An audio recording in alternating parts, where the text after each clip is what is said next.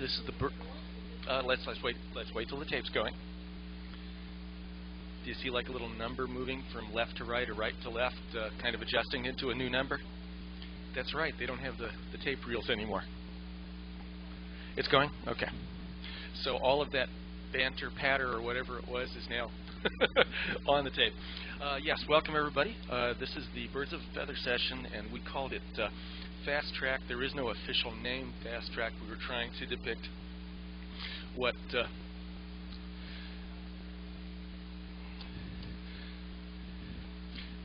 are lessons or series of lessons that decrease the calendar time to a given threshold.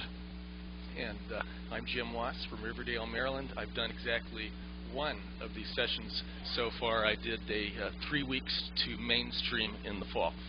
Kris Jensen on my left from Albuquerque, New Mexico, has done a similar session 3 or 4 weeks? 3 weeks? Okay. So we're going to talk briefly about what we have, but then I'm going to start passing this microphone around, and we're going to collect information from what you folks have. And then based on the tape and some notes that I take, I'm going to write an article for Direction or some other pub to describe what we're doing here. Okay,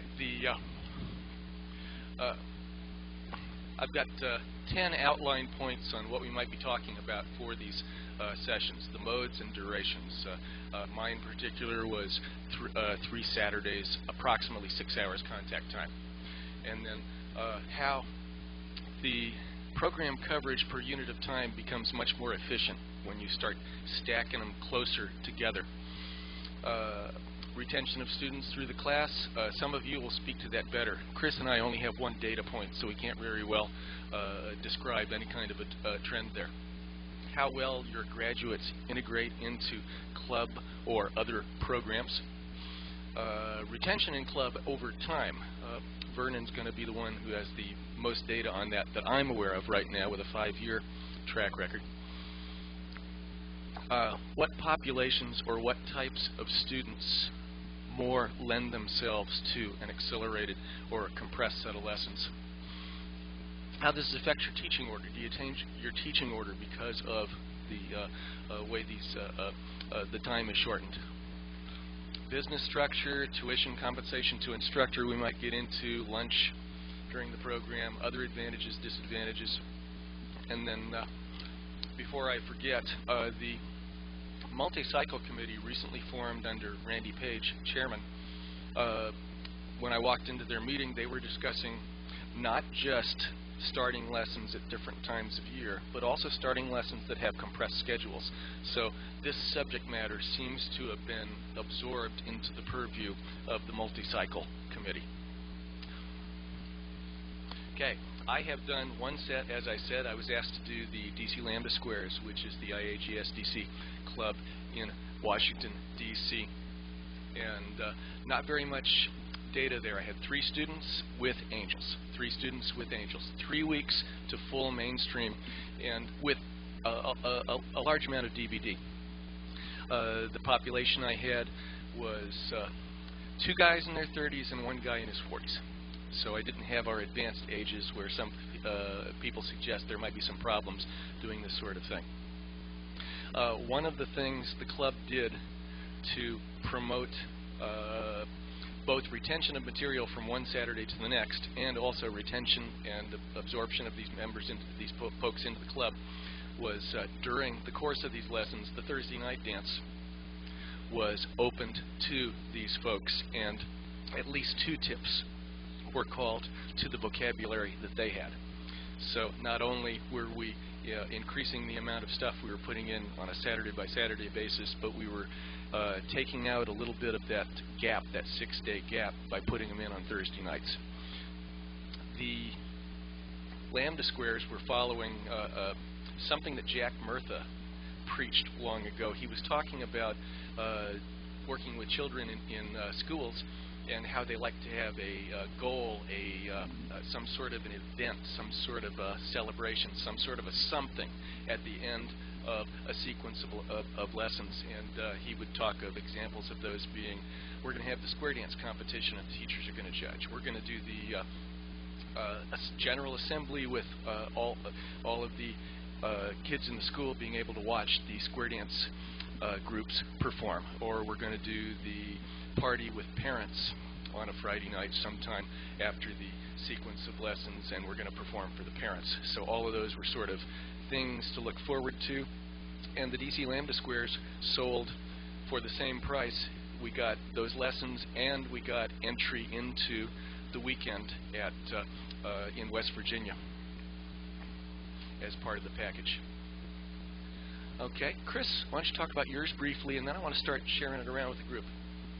Okay, we did one in Albuquerque. We did 3 weeks to as far into mainstream as we felt comfortable getting in those 3 weeks, and it worked out to be almost full mainstream, but not quite. We had 12 students, most of whom were in their, I would say, 40s to 60s.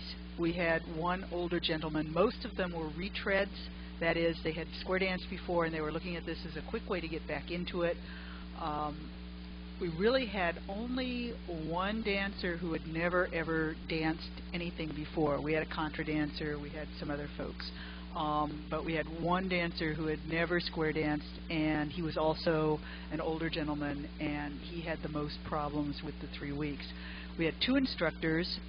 I did it all by myself the first day. The second day, Bill Eiler and myself did it, sharing it, alternating tips. And the third week, Bill did it by himself because I had to be out of town. Both of us had trouble finding 3 weekends in a row that we would be in town. We had, as I said, we had 12 people. All of them finished. All of them have been seen at various dance clubs. I'm not sure whether they've joined clubs or not, but they continue to dance afterwards. There was just a lot of talk about how much fun they had. They had a great time. Rich, okay, go ahead and do it, and I'll repeat your question.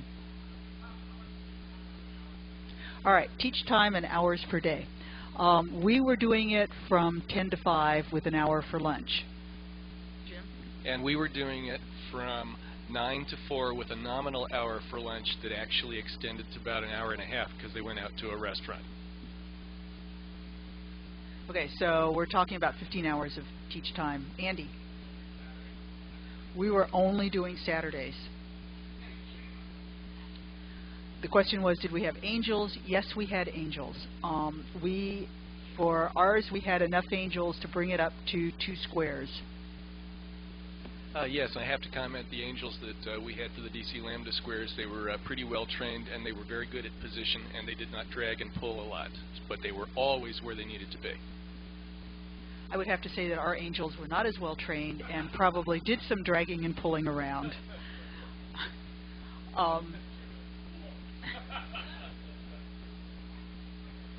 Okay, so we considered the first fast track to be very successful in our area. We got 12 dancers out of it, all of whom had a great time and were interested in continuing to square dance. We tried it again, and I'm not sure whether our marketing was less successful or whether we had already tapped out the people who wanted to pick up square dancing again, who used to square dance, but we only had 4 people. Out of those, 2 people dropped out. 2 people had taken lessons before, and this was a relearning experience for them. We did it, but we cut it down to 2 Saturdays, brought those 2 people, reviewed with them all the way through mainstream, and then canceled the last Saturday. So that was our 2 experiences in square dance in fast track. Jim. You have any more, Kris, on your program? Okay. Yeah. DC Lambda has booked me to do their class again in April. This time I've asked for 4 consecutive Saturdays in an attempt to reach the same plateau, and they promised me they were going to make a better recruiting effort, and that was to begin in January, so we'll see what happens. So I'd like to ask some of you, I know Scott Byers and I know Vernon Jones both have good programs here, and I'd like to hear from them. Anybody else that would like to? Lynn, you got something? I'm going to open with Lynn Webster. Okay, first of all, we have a caller named Dan Sahlstrom in our area. I don't know if you know him. He does something similar to Fast Track, but he does it over the whole weekend. He starts like a Friday night, Saturday and Sunday, and he just does one weekend. Now, I belong to the Advanced and Challenge community, and I was talking to a dancer at one of our conventions.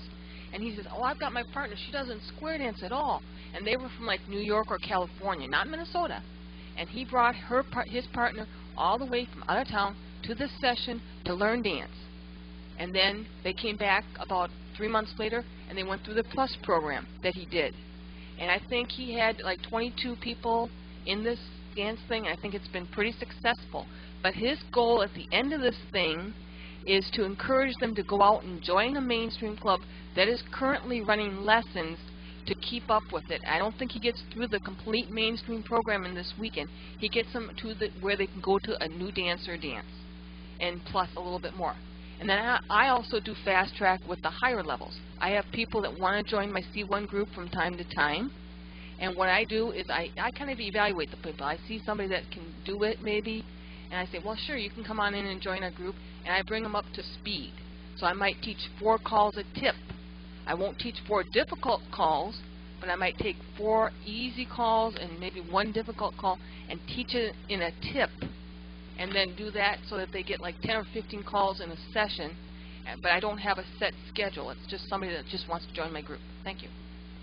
Okay, Lynn, you said Dan Sahlstrom does almost mainstream in a weekend. Is that how you described it? Yeah. And how many contact hours would you say there is? I have not been involved with it because I was out of town the weekend that he did it. But yeah, he does angels, and I think he does quite a bit of contact time, and I think he winds up the Sunday session with a special dance. Is it Saturday and Sunday, or is it also Friday night? Friday night also. Okay. Thanks, Lynn. You got something to offer there, Sarah? Okay. My mom does over the summer, she did a 1-week camp for kids. It was 9 a.m. to 3 p.m. and long breaks, very, very long breaks, and a long lunch. And she got them through most of mainstream except for calls that she doesn't really think are called that much, like backtrack, and some plus calls in that week. And that was with a whole bunch of quirks, like the room not being open for 2 hours, and a lice breakout the last day, and bad behavior, and little events that happened. And she's going to do another one in spring. But so those were very successful, and a lot of times when you get the fast track, they do get dancers that are more active in your club because they don't get as burnt out. But here you go. Okay. Sarah, to complete the embarrassment, answer Andy's question about how many students, and also say your name and your mother's name and where you're from. Oh, my name's Sarah Riegelhaupt-Herzig, and my mom's Ruth Riegelhaupt-Herzig. We're from California, and we got, from that camp, we got like 4 new dancers, one that had been doing something else, but it was also the first time, and they're planning on bringing people to the next one, so we're probably going to get better attendance for that one. No, actually, there was some more. Excellent. Thank you, Sarah. Scott, you ready? Yeah. Go ahead. You want Scott Byers. Okay.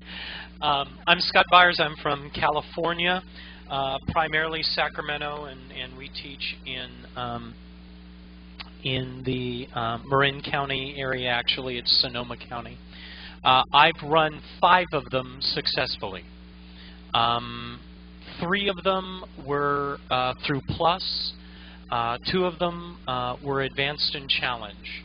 I ran my first one that we did when we first tried it was with our Adobe Squares.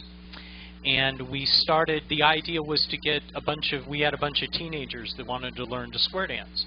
So we brought in the teenagers plus some of their parents, and some other people just came in off the street that wanted to learn to do it. We started with about, would you say about 4 squares of actual new dancers. We ended up with about 6 squares at the end. We gained people at the end. 12 weeks. It was an hour and started an hour and 10 minutes, ended up stretching it to an hour and a half, give or take a little bit, for 12 weeks, and which is about the 12-hour period, and that's all the way through plus. So we got them through, AP, well, no, actually we did standard positions, but remember we're talking, most of them were kids here.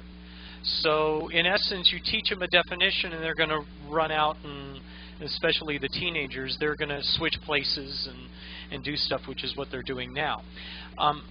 You've danced with some of them, so you've seen them. We had one, the advanced group, we started with 3 squares.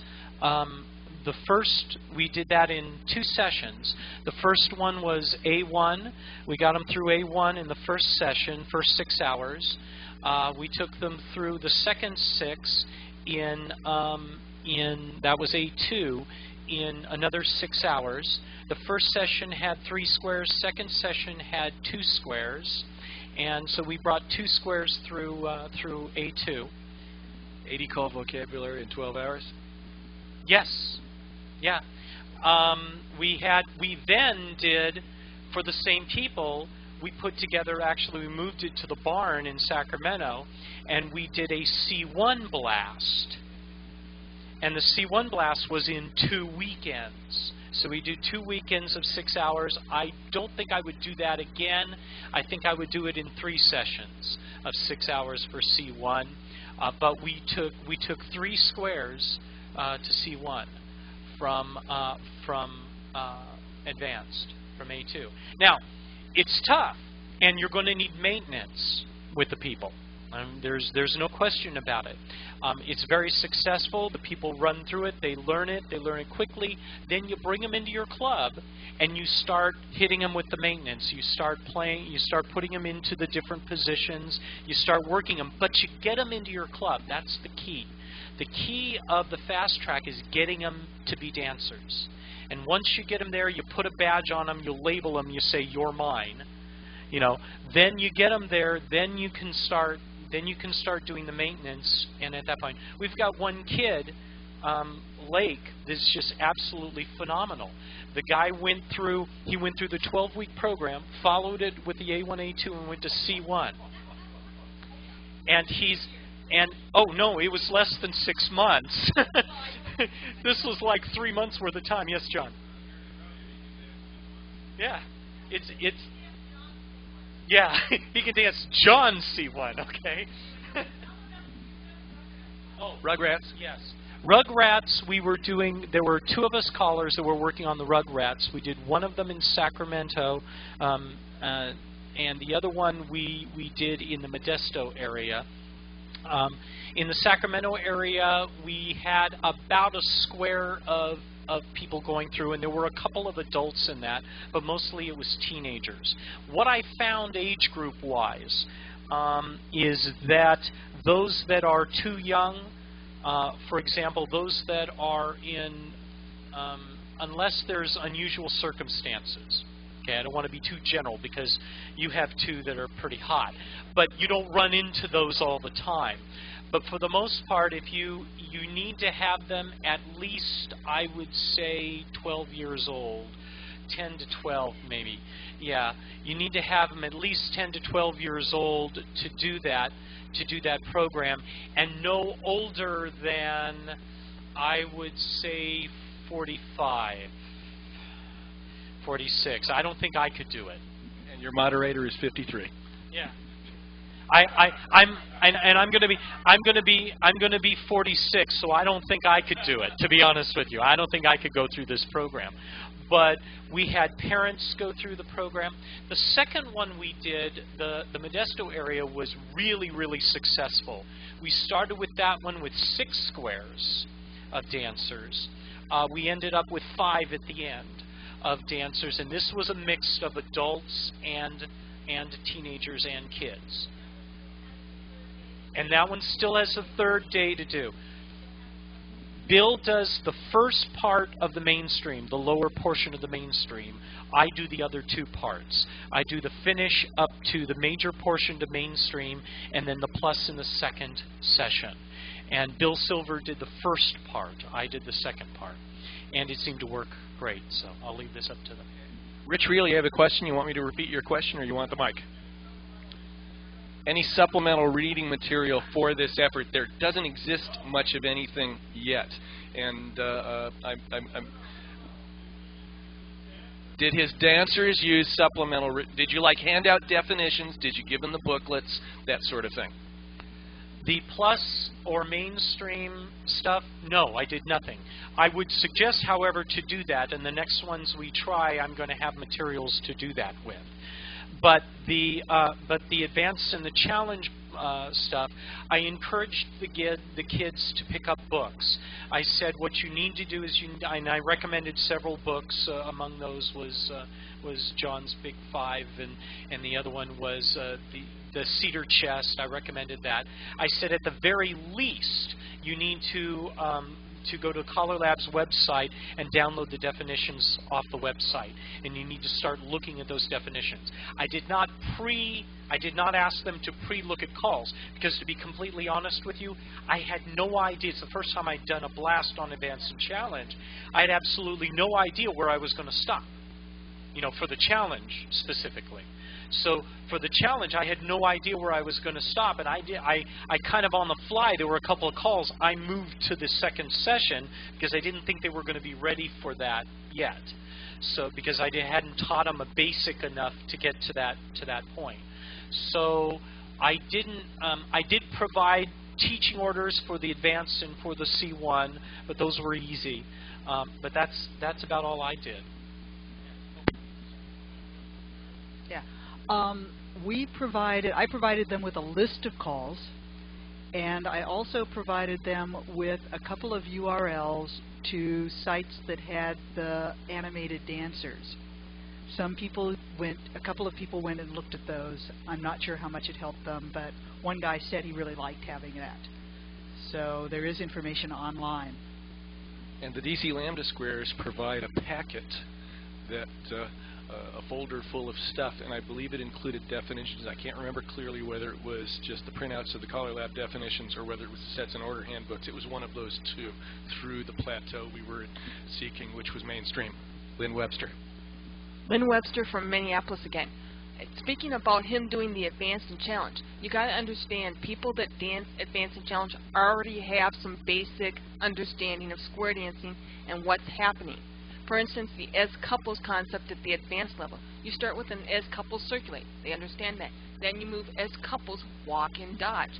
Most mainstream dancers can handle that. Then they start saying, oh, we're working as a unit of one. And you may not even need to go into describing that or defining it. You just start calling things.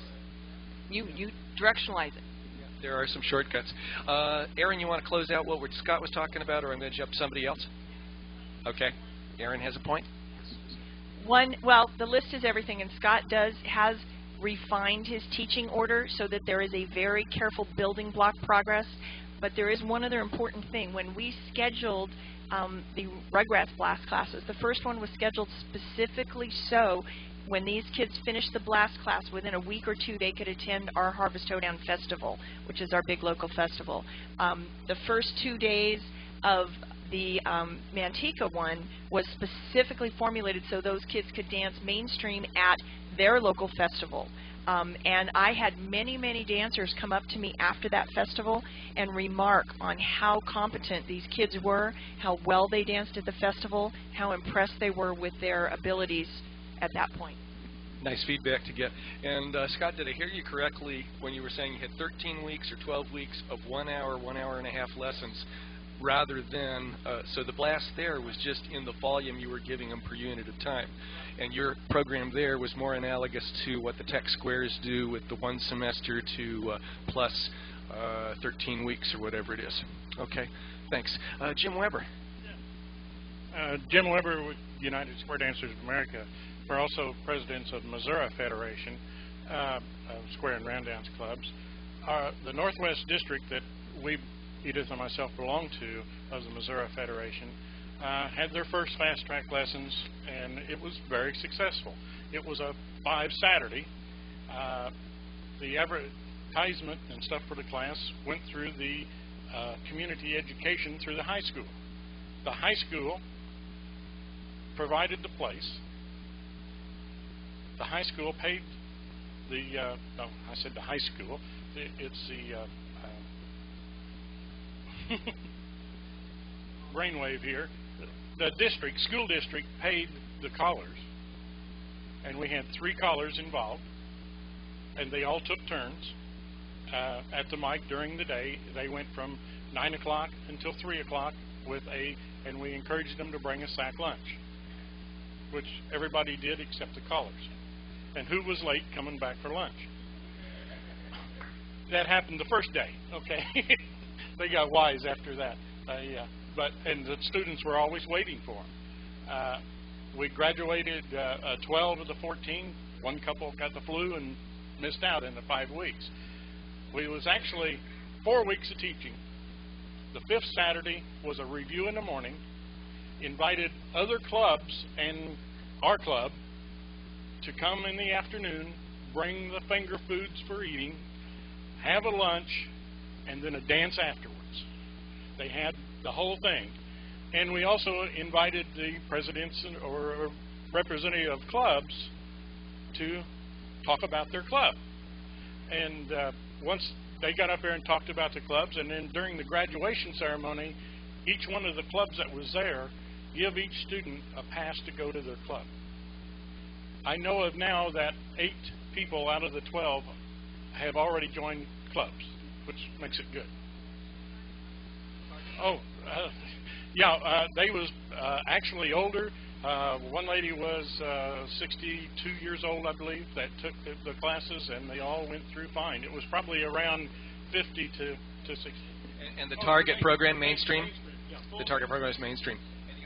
No. Okay. Thanks, Jim. The same old story again about the party at the end, the celebration at the end, whether it's a weekend, whether it's a festival, whether it's what they had, that celebration with the other clubs welcoming them. I just wanted to add a couple of things to what Sarah said, because I'm sorry, this is Ruth Regal-Hop-Turzig. I was the caller for the summer camp last summer for Yellow Rock and Rollers group.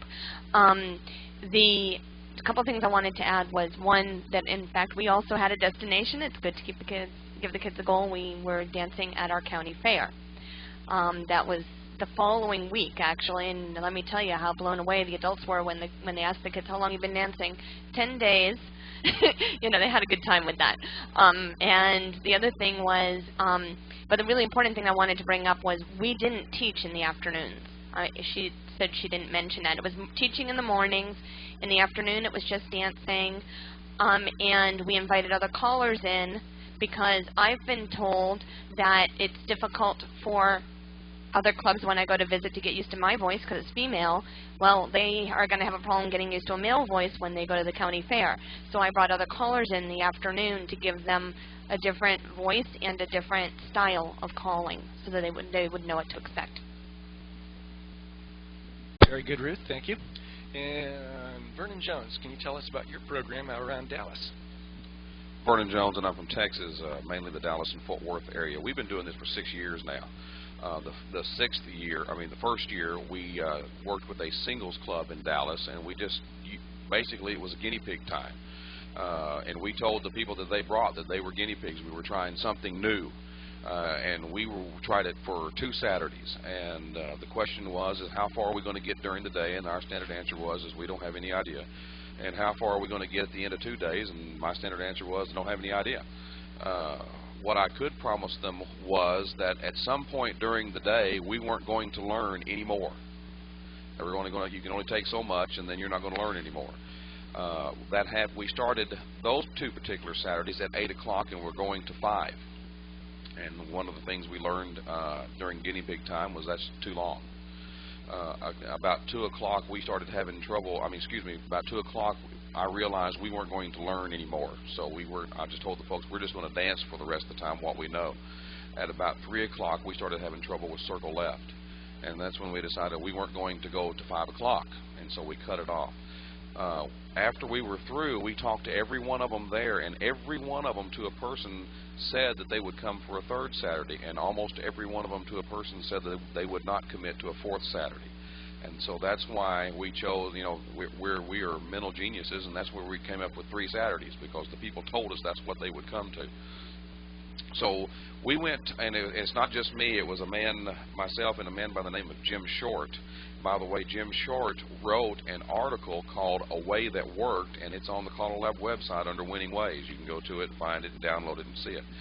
Jim and mainly Jim, but Jim and myself have done several seminars at National Convention. We did one last year, as a matter of fact, and I think, Kris, you were there when we were doing it. We went to our local dance association. Okay, now don't think everybody in the Dallas-Fort Worth area is doing this, because you meet with resistance. Boy, do you ever meet with resistance. The dancers don't understand it, therefore it'll never work. The callers don't understand it and have never tried it, therefore it will never work. But we went to the local dancers association and got the dancer association to get behind us and support us. And we used what we thought was a process for the entire thing. We start at 9 o'clock and we go to 3:30. We provide refreshments for these people all day long, including lunch. Nothing heavy, some sandwiches one day, hot dogs one day, something that's very easy. The reason why we do that is we don't want them leaving, because if they leave, they have a tendency, some of them, to not come back. So we don't want them leaving once they come in the door. The refreshments that we provide during the morning and during the afternoon are fruit type refreshments. We don't want pastries and Danish, and the reason why is that those are heavy. They make you heavy. We want things that are going to make you light and energize yourself, and fruit does that. Okay, now then, yes, we do. Well, there's some hard-headed people that they want a pastry in the morning, and we do have some of that. But our main focus is the fruit, and there's a reason for that. We want the energy level to be as high as we can possibly have it during the day. We go for 3 Saturdays. We have a different caller and have had a different caller on each Saturday.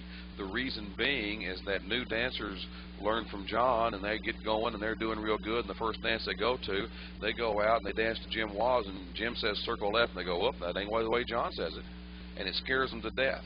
So we use 3 callers to get them used to that right off the bat. We're working on, we've got some more experiments that we're working on. One of them is we're going to try to use 1 caller during the 3 Saturdays to see if we can progress any further as compared to 3 callers. The other thing that we're going to try next also is the middle Saturday is bringing in not only 1 caller, but possibly 3 or 4 callers for 2 hours apiece, just to give them more exposure to different callers. The way that we work the caller situation is that we go straight down the list. Now, we all agree, most of us, that that's not the best teaching order. We all have different teaching orders. But when we're using multiple callers, we found that was the easiest thing to do, is to go straight down the list. Because if I go 1 through 33, the next guy can come in. He doesn't have to worry about what they know the previous week, because he knows wherever I stopped on the list, he can just pick up and go on, or he, she, or whatever. The review time that we found was astronomically low. They really remember a lot. We don't have to start completely over like they were brand new people. We just put music on and just, do you remember circle left, circle right? You remember we did this right and left through, blah blah blah, and the brain starts going on, and they really retain and pick up. We find that we get about 3/4 of the way through the mainstream program on average. Okay, sometimes it's a little more, sometimes a little less, on average. What we're encouraging clubs to do, and clubs are just loving this, because we hear all the time that, gee, I've got 4 couples, or I've got 4 people, or I've got 2 couples, and so we can't have lessons, but we can do it when we combine using the local dancer association. What we then encourage the clubs to do, we hear clubs say all the time, we can't afford a hall rent for 20 or 30 weeks. We can only afford one for 5 weeks. Well, what we're finding is 5 weeks is about enough to get them all the way through. And so the clubs are really going to bat, renting the halls for 5 more weeks, and finishing them up. One of the other ways that we wanted to finish people up, I'm going dragging, but I'll try to make it brief, that we're dragging on, that we're finishing up, is we started 2 clubs in the Dallas-Fort Worth area, one called Dallas Mainstream and the other one called Fort Worth Mainstream. And those clubs were only there so dancers could go and practice their skills as they were learning. And those were very successful to a point. The reason why they were successful to a point is that we went to the clubs and said, these dancers need places to go on a regular basis, not just once a month, not just twice a month, but the opportunity to go possibly several times during the week. So we're encouraging your clubs to have new dancers on a regular, consistent basis. If you'll do that, and we'll provide you free advertisement in the magazine to advertise these dances, and we'll also bring 2 squares minimum of the local dancer association to these dances. But we want you to hold these dances using a certain format. The certain format would be what we tell you. If these new dancers are through 1 through 33, that's what we want this week. That's what we want to hold the dances to be. If they're 1 through 53, the second week, that's what we want you to hold these dances to be. If you have early rounds, now then I want everybody to understand I love round dancing. Okay, but for these dances, we said if you have early rounds, we want you to discontinue rounds for that dance and have a workshop that's geared towards the new dancers to get them going on. We also said that if you, and it's very popular in areas to have 2 rounds between tips. We asked them for these particular dances that you only have 1. And the reason being is that we want most of the time of those dances to be geared towards the new dancer people. We want them to be the spotlight of these dances.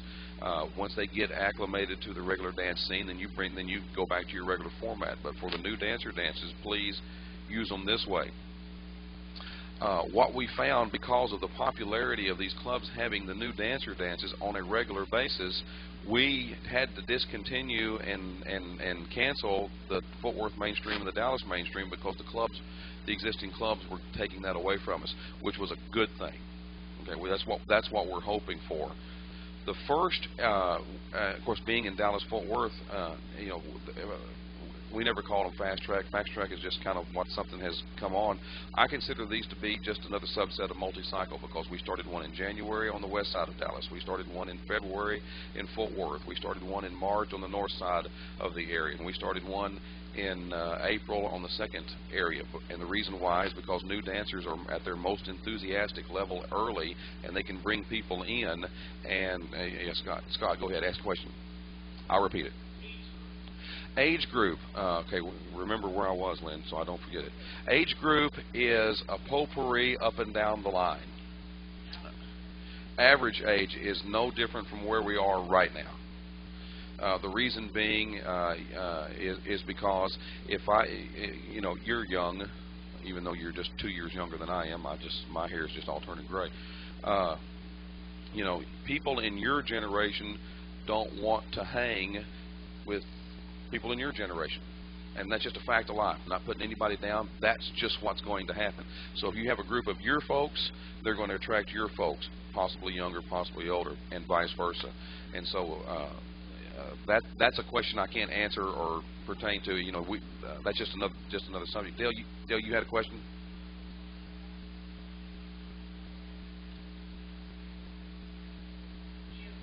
Okay, great. I'm gonna wrap mine up here real quick, and then we'll get to Dale right quick. So we had to do away with the 2 clubs that we had formed because the other clubs picked it up and ran with it, and that's what we were hoping for. That first year we had 150. I mean, the first 3 times we did it, we had 156 people go through. Of that 156 people go through, we had 95% that stayed till the end. Of that 95% that stayed to the end, 80% joined clubs at that time. Of the 80% that joined clubs, 70% of those people are still dancing today. Because the retention rate is so good. Now then, a lot of people, I just got one more story to tell. We were hoping that the clubs would take the initiative and start doing this on their own. Some clubs don't think it'll work because they send their dancers to the 3 Saturday lesson format. It's kind of like sending your date to the prom and then wondering why your date went home with somebody else other than you. You know, but the clubs who took the dancers to the lessons and were there for them, they really reaped the benefits and are working real good. The Decatur Aiders, which is a little small town northwest of Fort Worth of only about 12,000 people. This is to answer, you know, it'll never work in my area. We're too small. It works real good in Cortez, Colorado. It doesn't buy anybody other than Kris to tell me where Cortez, Colorado is. Decatur has 12,000 people. The club there thinks this is a great idea, have participated in all of these up until now because they want to take off and do their own. They went out and recruited. I love people who say, we recruited all year long, but we didn't get anybody. Well, I got news for you. You didn't recruit anybody. You may have talked to somebody, but recruiting is actually getting somebody in the door. They went out and recruited 41 people. We started this last one for those folks in the middle of January and finished up at the end of January. They are now going to start a new set at the 1st of April. So within a month, they are, it's a multi-cycle, it's a multi-start. They went out and got 41 people. Out of that 41 people, 39 finished. Out of 39, 29 joined their club. The other 10, from 29 to 39, were people that were brought in by other clubs who wanted to participate, and of those 10, all 10 joined the other clubs that brought them in. This is a wonderful thing. A lot of people ask, why are you trying to replace what we're doing? We're not trying to replace what you're doing. We're offering an alternative. There's always a fear or a they use it as an excuse, but it's just a fear of, the excuse is that we can't commit to 20 weeks on Tuesdays because we go bowling, and so this is just an alternative that a lot of people are taking advantage of. A lot of people will take advantage of 3 Saturdays in a row. We found out that in our area, we thought, gee, what about Saturday and Sunday? And well, nobody wants to give up Sunday. We're a football state, and we watch football on Sunday, but we don't do a lot of things on Saturday. And like I said, we've been doing this on the 3 Saturday thing for the last 5 years, and the retention rate is just unbelievable. Just unbelievable. Who gets it next? We have a question from Chris Muller. Oh, how'd you get him in the door the first time? We aren't about recruiting, but go ahead and just give me a little bit on that. You go out and you get them. Okay, the old adage of I remember clubs, people telling me, oh well, we used to go up and down the block and put flyers in the mailbox, and we didn't get anybody. Well, yeah, no kidding, you didn't get anybody. These folks go out and they get people, and they get people's names. I love salespeople who tell me that, oh yeah, I talked to an insurance adjuster and he said he was going to call me and give me 12 houses to go by. And so I'll ask my salespeople, well, did you get his name? Well, no, but I gave him one of my cards. Well, guess what? People don't call you. You have to call them. You have to pursue them. You have to go out and get them. And I don't mean just calling one time and asking. If they say, I hadn't made a decision on that, but call me back in, a couple, 3 months, or call me in a month, well then, by golly, you better put it down on a piece of paper in your calendar somewhere. And if they said call them in a month, you call them in 3 weeks. And you have to just go out and pursue them and get them. Yeah, one of my Thursday night club members was at my first night of class that I ever taught, January 18th, 1990, and he ultimately joined the club in 1997 when he was finally ready. So you got to keep pursuing people. A couple of things about Vernon's talk. You can see they've really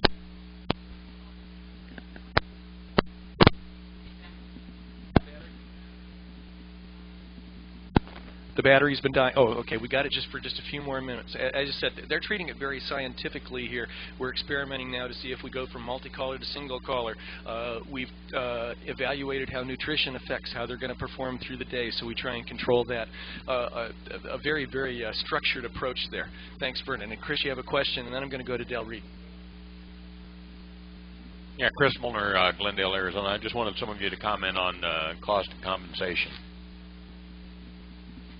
They pay $75 for the 3 or 4 weekends, and I get $150 a day. We are charging anywhere, depending on where it is in the hall rent, but we're going $60 to $80 per person, and we're paying callers $125, $150 a day to do that, and hope to go further. Pretty close. I'm hoping for the day when I can charge by the student and make serious money. Chris? We charged $50 per person for the 3 Saturdays, and the callers did it for, I think, just $50 a day. And Jim Weber. Yes, the only negative comment that we got back from our students was, you should have told us to pace ourselves for the whole day. The students let themselves get away. Okay, one more comment from Vernon. comment on that. That's one of the things that we did is that, you know, you can't treat this as a dance with your normal break time in between tips. Sometimes you can have 5 minutes. Sometimes you need 15 or 20 minutes, and which is okay. You have to pace yourself. But one of the things that we did is we made sure there was no actual downtime. If there were 15 or 20 minutes between tips, that's when I would get up with a partner and another couple, and we'd show them. We just got through learning square through. Now let me show you just exactly what we're looking at, some styling points and that kind of thing, so that they were always focused on something, not necessarily dancing. Yeah, I've used that before too. The long leisurely lunch break where I let them go for an hour and they took an hour and a half, that really is kind of also that, letting them replenish themselves and letting them come back when they have the energy back. Scott. Price structure. Ours was $45 for the entire session. It's $15 per session. We did serve lunch to them, and it was very much along the same lines he did. My compensation was anywhere from $100, depending upon who was there, to $150. Thanks, Scott. Del Reed from Florida. Now I'm not on this end of the mic usually, so I'm kind of nervous. What Jerry and I did, we had about 13 people to start with, and we took them from mainstream through plus in 2 long weekends. We did the Friday night, we did 2 long sessions on Saturday, and 1 session on Sunday. The second Sunday turned out to be, the Sunday was a party because on the second weekend, because he was all finished with the teaching by then. We were a little worried that maybe his voice wouldn't hold up and maybe our dancers wouldn't hold up, because most of them are, I would say, older than I am, and I'm 65. So anyway, they all held up great. We got 3 people who came down from West Virginia to Florida strictly for this program. And I mean, we're only talking small numbers here. We started with 13 and we only had 10 to end with. But it worked out very well. They were just tremendously enthusiastic. In fact, even 3 couples on the Saturday went to, the second Saturday, went to a dance that night. So they were not too worn out to dance. But the unique thing about what we did was we did this in a car dealership. There's a car dealership in our area that their whole second floor is devoted to customers' perks, and they have a fitness center up there, they have a small restaurant up there, they have a library, they have a vintage theater. That's where we used it, and they let us do it free to get people into their dealership. And most people are not going to have that kind of a car dealership in their area, but there may be churches or businesses who will allow you to do the same. Thanks, Del. Yeah, nobody had talked about location yet, and sometimes that's a problem for these sorts of things. I've got 5:53 right now, so we just got a couple minutes left. Anybody have any last questions or comments you'd like to add? I've got several. I'm going to start with Lynn Webster. It sounds like what Vernon's saying. You need a lot of cooperation with the clubs in your area and the callers. Okay, good cooperation with the clubs and the callers is definitely a plus in this. Ruth? There was one more thing I wanted to add about the camp that we had, which I didn't make clear. We were not advertised as Learn to Square Dance. We were a camp. We were to be there for fun, and the square dancing just happened to be how to get there, and that was a big difference. And and you asked about compensation. We charged $70 for the week. You guys are going to hit me. I didn't take any money, and that's because our club was trying to find a hall to pay for over the summer, so I turned around and put that money back toward our club so that our club had a hall to dance at the summer. Sounds like that was an investment in your future. Masaharu? My question is, what would be the level of respect to the club after getting into the club? It's been several different folks here. We've talked about folks that were not quite to a defined program level. Some of them were not quite to mainstream, and then they got to mainstream with some maintenance work after the accelerated lessons. We had some people going entry all the way to mainstream. That was mine. Kris went not quite mainstream, and Vernon went not quite mainstream with their programs. Some people went all the way to plus with the 2 weekends, was it, Del? And Some folks were recycling back into square dancing from inactivity. That was one. And then some folks were gaining some additional program vocabulary. They were going from mainstream to plus, or they were going from plus to advanced. So this works across a spectrum of different applications of program. Thanks, Vernon. And Trevor Day. Just a quick comment, really, on that. I've not actually run a fast track on there, but I've had the advantage of receiving dancers from fast track situations on there, where they've been away on a week's holiday and learnt the basics, maybe a little bit more. And you find that you don't get the reticence from your other club members when you introduce people who can do a reasonable amount of square dance. They don't want to go back to circle left every 15 weeks. They get fed up of it after the first 5 years. But if you can bring dancers in who've done all of the old basic program, for instance, that is on there, then they don't mind dancing with them and helping them through to learn the plus, or learn the mainstream or the plus. Yeah, that's a good positive argument for they don't need to really finish the mainstream plateau in your accelerated portion of the program. Kris, did you have something else? And Aaron, one more? The most important thing that you need is a club or an organization that's got a little guts. And if you look back to what Clark Baker said the other day about awfulbilities, except for the expense of your hall, you get a collar that's willing to bend a little bit with the breeze to try this out. Your downside is very, very small. At the very worst, just spend a couple $100 and you have some people who had an excellent impression of square dancing. I would suggest very strongly that you try it out. If you feel that no callers in your area are ready to give it a shot, I know Scott and possibly some of these other guys would be willing to travel to your area, do a session for you, and let your local callers sit in and find out just what it takes to make this program happen. And for everybody listening to the tape, that is so for several of us here. We would be able to talk intelligently to your group, demonstrate with a group of new dancers, whatever, to help you get one of these programs started. The most compelling number I heard today was actually after I multiplied through the things that Vernon had said. 50% retention after 5 years of the people who walked in the door to the first day of class. Isn't that amazing? And so this does hold really great promise to us for the integration of new dancers into the program and their sustained involvement with us. Thanks to everybody for your contributions. We really appreciate it. Thank you, Kris, for joining me.